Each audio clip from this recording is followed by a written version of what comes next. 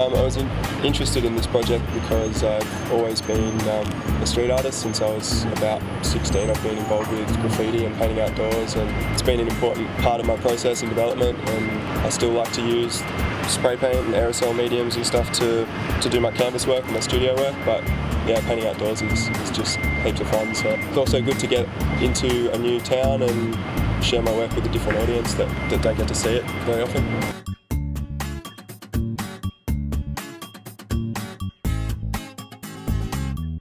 Oh, it's just a chance to paint, really. Painting, so just to be a part of the group. We're in Newcastle as well, and the opportunity to paint a wall like this is yeah, really good. So. The building's going to eat up all of that paint by the end of the day. But the artwork itself is sort of about change and bit consumption, and well, I don't know, there's all sorts of things going on there, and this sort of historical building being revamped and the way that's changed as well. It's just, I don't know, it just reflects it a little bit. I think generally it starts with this sort of idea, everyone gets together, puts their ideas on the table, and then sort of rough sketches and just build it like shown on the wall. I got involved in Walkartabout because Carli invited me, because I've been drawing Newcastle for a while, I've been doing these zines, and she just asked me to do a wall. Originally I was going to do it by the cinema, and then when we came and had a look around I just saw this brilliant wall here, and I just wanted something really big that you could see from a distance. I only heard about Walkartabout last week when my friend who was here last year said, "Dad, try and talk to these people about painting a wall there." He said it was pretty good, wrote an email, and came along to check it out. Make face art, I guess, images of faces generally. I'm focused very much on the human face because I feel it's something that can express more than anything else than figurative work or landscape work or abstract work. But I'm still interested in abstraction and colour play and line work, so those elements come into play. And yeah, I guess the kind of work I make is probably described as street art a lot of the time, but it's only one component of what I'm doing. The street work is fun and probably a better way of promoting my name and my identity, but the actual work I'm doing in the studio is very different and is just art, really. I wouldn't call it street art, it's just art. I don't know, it's constantly changing what the initial idea was when we came to the wall and started painting, and then what we end up with is always based on, I don't know, the time limit and the way the paint goes on the wall, so it just has to adapt, but the concept sort of changes as well in that respect.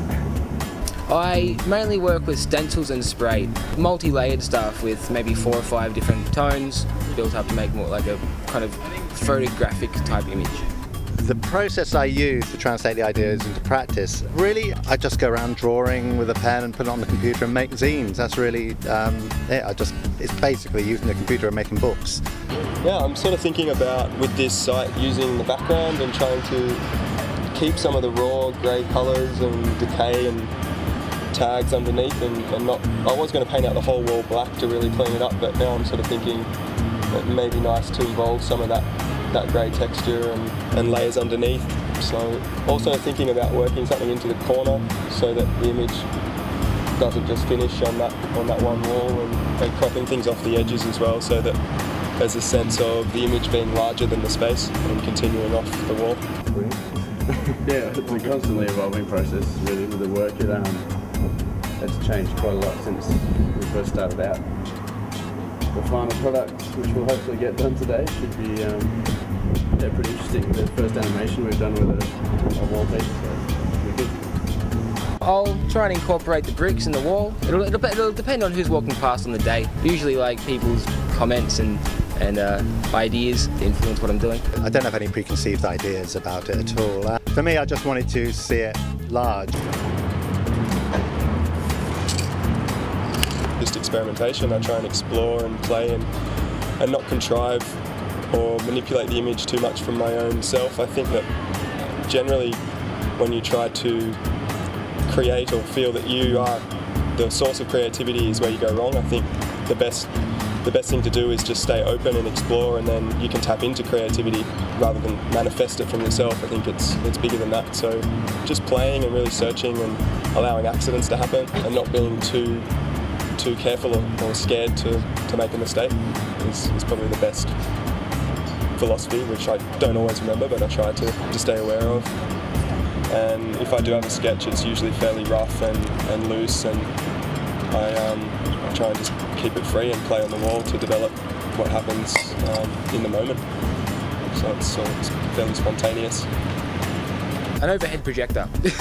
Usually take a photo or do a sketch, split it up into different layers, project it up onto whatever size I want to make the stencil, and then cut it out with the Stanley knife. Something new, and I try not to say no to anything that I haven't done before, and it's just a good opportunity.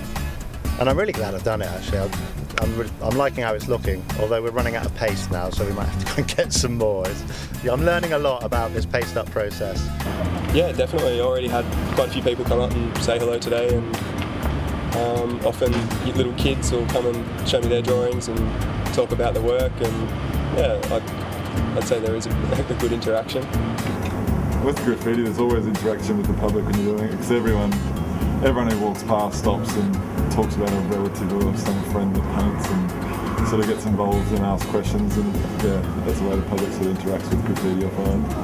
The piece I'm going to do today is painting of two friends of mine, which I met over in Prague at a old Russian army base. Not really directly related to this site in particular, although they kind of look like the people you might see down the street here.